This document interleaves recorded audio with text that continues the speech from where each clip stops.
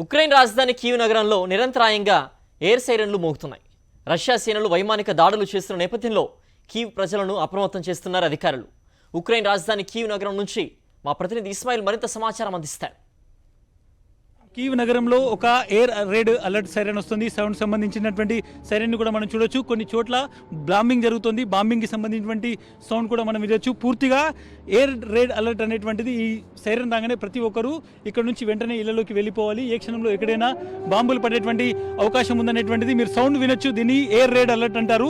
కీవ్లో కొన్ని చోట్ల బాంబింగ్ జరుగుతుంది, మిసైల్ దాడి జరుగుతుంది. అందుకోసమే ఇక్కడ ఉన్నటువంటి ఆర్మీ పూర్తిగా ఎయిర్ రెడ్ అలర్ట్ ఇచ్చింది. ప్రతి ఒక్కరూ ఇళ్లలో ఉండండి, బయటికి రావద్దు అనేటువంటిది దీనికి సంబంధించినటువంటి ఎయిర్ రెడ్ అలర్ట్. ప్రతిరోజు దాదాపు 1-2 సార్లు ఇటువంటి ఎయిర్ రెడ్ అలర్ట్ వస్తున్నాయి. ఎక్కడైతే బాంబింగ్ జరుగుతుందో, ఎక్కడైతే మిసైల్ పడుతుందో అటువంటి సందర్భాల్లో ఇటువంటి ఎయిర్ రెడ్ అలర్ట్స్ అనేటువంటివి ఇక్కడ ఉన్నటువంటి ఆర్మీ ఫోర్సెస్ చేస్తుంది. ముఖ్యంగా ఏ క్షణంలోనైనా మిసైల్స్ అనేటువంటివి కీవ్ నగరాన్ని పూర్తిగా ధ్వంసం చేయొచ్చు అనేటువంటి భయం ఉంది. సౌండ్ మనం ఇది ఒకసారి వినొచ్చు, మీకు వినిపించేటువంటి ప్రయత్నం చేస్తాను.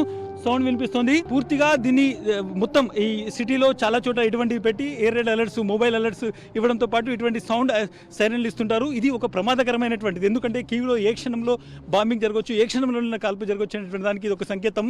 కాబట్టి ప్రతి ఒక్కరూ కీవ్లో ఉన్నటువంటి వాళ్ళు ప్రాణాలకు తెగించి ఉంటున్నటువంటి పరిస్థితి. మీడియా వాళ్ళు కూడా మీరు వెంటనే వెళ్ళిపోవాలి, ఇది మీకు శ్రేయస్కరం, విదేశీ మీడియా వాళ్ళకు ప్రమాదకరమైనటువంటి పరిస్థితులు అనేటువంటి అలర్ట్స్ కూడా ఇప్పటికే ఇక్కడ ఉన్నటువంటి ఆర్మడ్ ఫోర్సెస్ ఇచ్చారు. ప్రస్తుతం మనం రాజధాని కీవ్లో ఉన్నాము. ఇక్కడ నుంచి కీవ్లో ఉన్నటువంటి ఎయిర్ రెడ్ అలర్ట్ని నేను మీకు వినిపించేటువంటి ప్రయత్నం చేస్తున్నాను. ఒక ప్రమాదకరమైనటువంటి సిచ్యువేషన్ అయితే కొనసాగుతుంది. ప్రతి ఒక్కరూ బయట ఉన్న వాళ్ళు ఇప్పుడు వెళ్ళిపోయేటువంటి ఒక ప్రయత్నం చేస్తున్నారు. ఇంకా సిటీ నుంచి బయటికి వెళ్ళేటువంటి వాళ్ళ సంఖ్య ఇంకా పెరిగేటువంటి అవకాశం ఉంది. వీళ్ళ శ్రీనివాస్తో ఇస్మాయిల్, సాక్షి టీవీ, కీవ్.